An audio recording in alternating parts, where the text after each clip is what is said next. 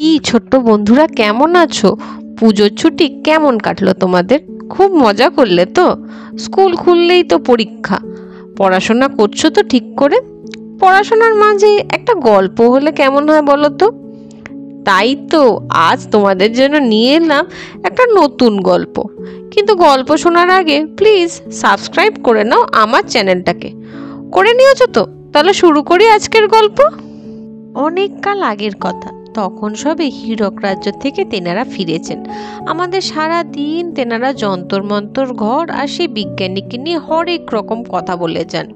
হ্যাঁ, তার সঙ্গে অবশ্যই উদয়ন পণ্ডিতের কথাও বলেন।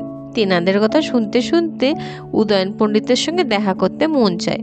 খালি বলি আমরা, নিয়ে চলো না আমাদের একবার হীরক রাজ্যে। তেনারা বলেন, এই তো ফিরলাম, এখন আবার সেই একই জায়গায় যেতে যে মন চায় না। ভারী না?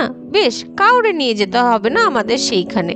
আমরা দুই বোনই যথেষ্ট, আমরা নিজেরাই যাব সেইখানে।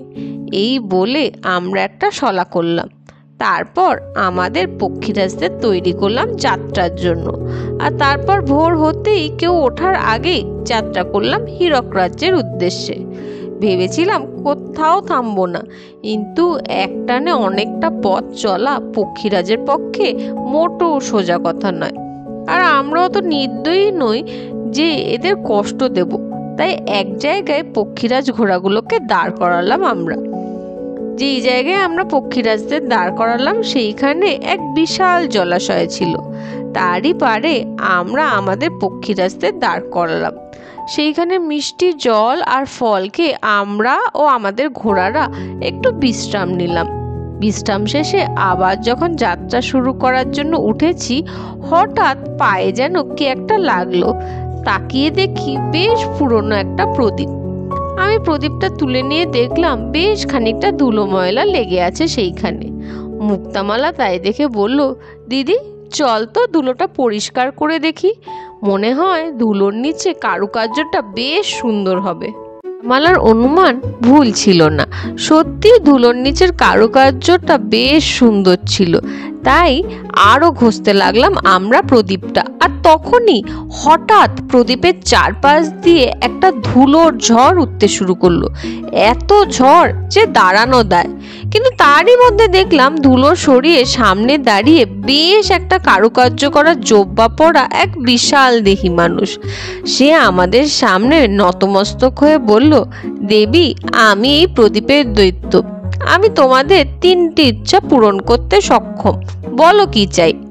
কি আর চাইবো, তখন ধুলোর জ্বরে আমার যা কাশি শুরু হয়েছে, ভাবছি এই কাশি থামলে বাঁচি। তাই বলো, বেশ তাহলে তাহলে এই কাশিখানা বন্ধ করো দেখি। দৈত্য বলল, যে আজ্ঞে। ও মা, সঙ্গে সঙ্গে কাশি বন্ধ হয়ে গেল।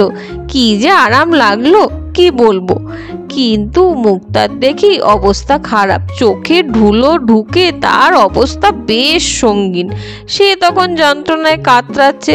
তাই দৈত্য যখন দ্বিতীয় ইচ্ছা জানতে চায়, তখন মুক্তা বলে, আরে বাবা, আমার এই চোখের যন্ত্রণা থেকে আমাকে মুক্তি দাও তাড়াতাড়ি। অগত্যার দৈত্য আবার বলে, যে আজ্ঞে। যন্ত্রণা থেকে মুক্তি পেয়ে মুক্তা একটা স্বস্তির নিঃশ্বাস ছাড়লো। দৈত্য বলল, বলো এইবার তোমাদের শেষ এবং তৃতীয় ইচ্ছার কথা। আমরা ভাবতে বসলাম, কি চাওয়া যায়? সবই তো আছে আমাদের কাছে, টাকা পয়সা, ভালো মা বাবা, স্বামী, এক সুখী প্রজা। আর কি চাওয়ার আছে?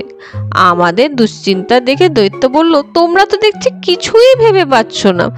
আমি বললাম, কি করি বলো, আমাদের তো সবই আছে, কি বা চাই তোমার কাছে? দৈত্য বলল, বেশ তাহলে আমার জন্য চাও। তা বলল, তোমার জন্য মানে? দৈত্য বলল, অনেক কাল আগে অমরত্ব লাভের জন্য আমি ঘর বাড়ি বউ সবাইকে ছেড়ে দিয়ে এক সাধুর শরণাপন্ন হই। সেই সাধু আমার সঙ্গে বিশ্বাসঘাতকতা করে আমায় এই প্রদীপের মধ্যে বন্দি করে নেয়, যাতে সে সিদ্ধি লাভ করতে পারে। তারপর থেকে আমি এই প্রদীপেই থাকি। তোমাদের আগে অনেকেই এই প্রদীপ ঘষে আমায় বার করে এনেছে আর নিজেদের ইচ্ছে পূরণ করেছে। তাদের 3টি ইচ্ছে পূরণ হতেই আমি আবার প্রদীপে বন্দী হয়েছি। সাধু আমায় বলেছিল আমার কাছে প্রথম যে বর চাইবে তার 3টি ইচ্ছে পূরণ করে দিলেই আমি এই প্রদীপ থেকে মুক্তি পাবো ও জরা ব্যাধিকে জয় করতে পারবো, আমার আয়ুক্ষয়ও হবে না। কিন্তু সেসব কিছুই হলো না। প্রথম থেকে দ্বিতীয় থেকে তৃতীয় কত কেউই এলো গেল, কিন্তু আমার মুক্তি হলো না। দিন গেল, বছর গেল, একদিন আমায় সাধু ছুঁড়ে দিল এই জলাশয়ের কাছে। কতদিন যে এখানে পড়ে রইলাম কে জানে। হয়তোবা এখন আমার বউ ছেলে মেয়ে কেউ বেঁচে নেই, কিন্তু বংশের কেউ তো আছে।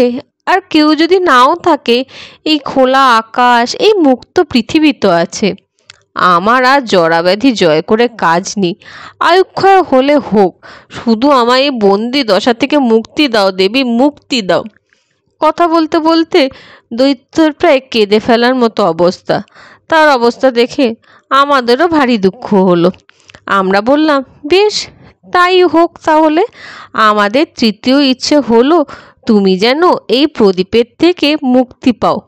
ও মা, যেই বলা অমনি দেখি দৈত্যর চারপাশে এক মায়াবী ধোঁয়ায় ভরে গেল। এই ধোঁয়ার চোটে আমরা প্রায় কিছুই দেখতে পাই না।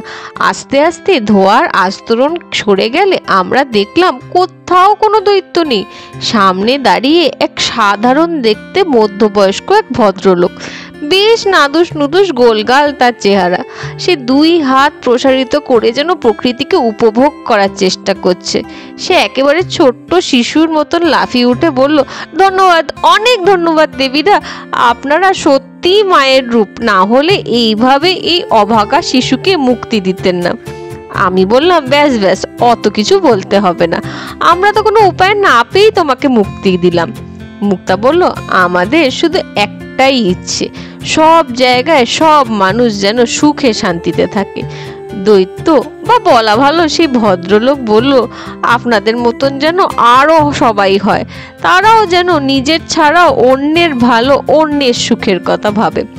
আমি বললাম, ব্যাস, অনেক হয়েছে, এইবার তুমি যাও, তোমার মুক্তি উপভোগ করো। বলা মাত্রই সে আমাদের আবার ধন্যবাদ জানিয়ে এই নতুন মুক্তির স্বাদ নিতে ছুটতে বেরিয়ে গেল।